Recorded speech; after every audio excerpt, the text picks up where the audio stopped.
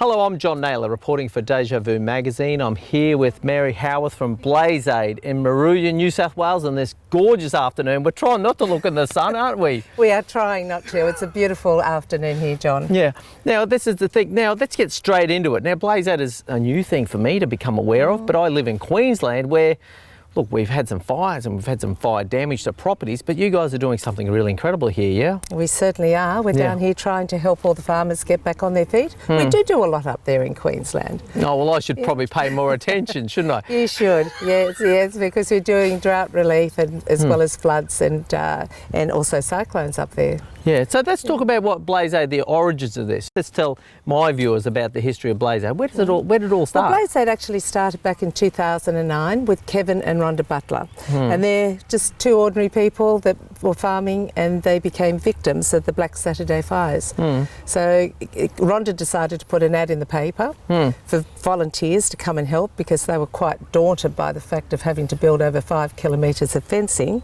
And then all of a sudden they just got response to a paper advertisement and people from all around just came to help, and from overseas. And so they were inundated with all these volunteers, and so once they built their fences they just kept on going. And they worked there for 10 months, and that's how BlazeAid got the name, that it was born out of the ashes. So for how many years ago was that, for me to That was know? in 2009. It was probably one of the worst bushfires that Australia had because of the loss not only of people but also animals. It was just a terrible disaster. So it wasn't something that's just come about. BlazeAid's not a new thing. It's 11 years old, you're telling me? It's 11 years old now. Yeah, yes. okay. And you say that the assistance you've rendered has been around floods, cyclones. You're telling me off camera that you've been even up to my old hometown of Early Beach for some Cyclone Debbie relief. Cyclone Debbie, we were up there for 3 months working there after the cyclone. And under pretty rough conditions, I can assure you, up there. It was pretty wild, but yes, but we do a lot, and it's all about helping the farmers and getting them back on their feet again and being productive. And we work with the communities as well. We support them, and when we come into town we like to spend the money that we do have in the local town so that it's sort of helping them.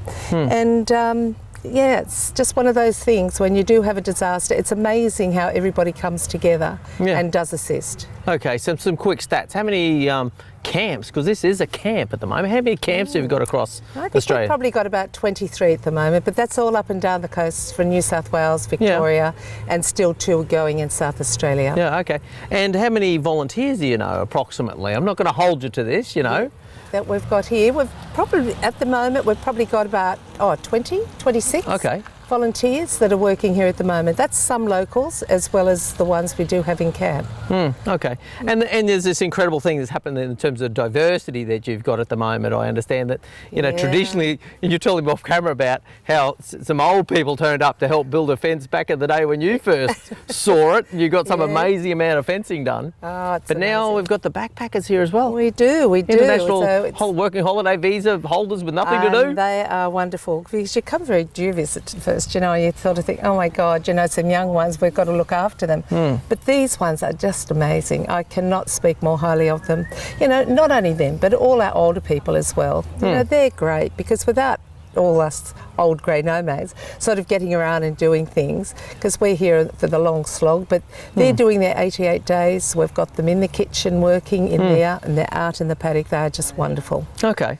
Yeah, I mean, and one thing I'm always curious about, and I get involved in a few volunteer things myself here and there, and I've seen other events, you know, run around a marvellous volunteer culture. Have you been able to identify, like, the volunteer gene? I mean, it doesn't seem to be something that everybody has. No, they don't. They don't. Not everybody does it, but it's just all about, I think, wanting to give back. You know, a lot of people want to give back, and even the young ones are getting just as much out of it, even though they're not Australian. They come from all walks, you know, every country. But because of that, they've just been wonderful, and they're getting a lot out of being able to get out there and help these farmers. And just talking. These are things that none of them have ever seen before, where you go out there and look in the paddocks, and, you know, it's just, everything's burnt. It's just amazing. But they've never seen that, and of course when they see it, it does make a big difference to their their lives at such a young age. And so do you see some people sort of come into the process and they're a little bit sort of tentative to start with, but then they become superstars in the BlazeAid cause? Are they unstoppable or out there till dusk and beyond? Yes. Well, the thing is that a lot of them, when they come, and the first thing some of them will say is, I don't know how to do a fence. And you say, don't worry, you can always pull wires through, or there's so many different things you can do, or C-clips to put on the netting, or or the ring lock. So there's plenty out there for people to do, and even rolling up all the old burt wire. Just getting there, so they just need a set of manual labour. Just manual labour. It's just the numbers you need to get out there to be able to do it and make it work. There's so much work out there at the moment, and this camp here has been going since February, early February. So there's 235 people on the books, properties registered for help. And we're nowhere near getting to the end of it. So it's a very long process. We'd be really lost without volunteers just coming all the time. So as many as we can get, please roll along. That's it. I was going to touch on that. So what does BlazeAid need? You need more volunteers. We need more volunteers out in the paddock. If we get the numbers up, the more properties we can work on. And of course COVID hasn't helped a lot with things like that. So that's been very tough. So and I understand you've got to be very careful about all that sort of things. We so the always camps are. And there is quite a few age. We're distancing, and we all do that. We all distance as much as we can. Naturally, somebody said to me, on the fence line, you've got to get a bit closer to be able to do things. I said, well, yes, you do. But we've all been, none of us go anywhere. We work 5 days a week, and of course on our days off, we sort of hang around camp or just go downtown, go for a walk. The young ones go to the beach, so they're not actually mixing with other people a great deal. Well, that's it. Well, it's food supply. There's accommodation over, I see there. So yes, we look after them. Oh, so they don't even need to go into Woolworths or into the coffee shops or anything like that. They can be here and contained the whole time. We definitely look after them as much as we can.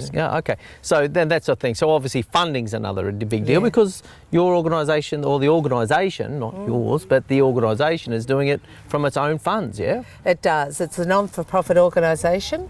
None of us are paid. The hours are very long, and but you do it for the love of helping people. But there's only one person that's paid, and she does the books to keep everything honest. That's about it. Yes, but no, it is a non-for-profit. So we do rely on donations, and there's quite a few larger ones now that are donating to BlazeAid, because without us, none of this would happen. And people cannot afford, there's nothing against contractors. Contractors have to make a living, and we're not about doing people out of their own living.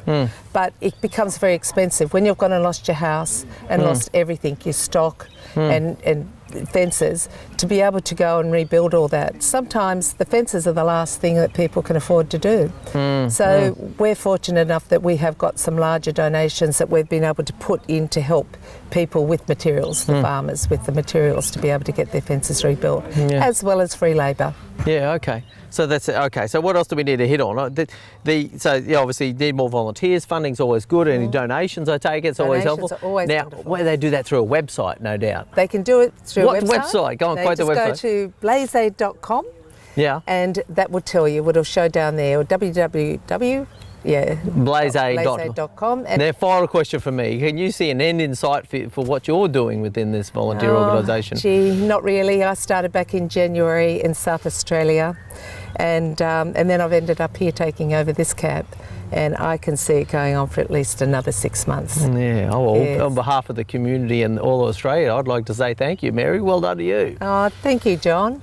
Okay. Well, we'll wrap up on that because we're losing the sun here by appearances. I think we're even dark shadows there. Hello, world. We'll correct that in post. But anyway, hey, Mary from BlazeAid, thank you very much for your time today. I really appreciate it. And that's another episode done for Deja Vu. We'll speak to you next time.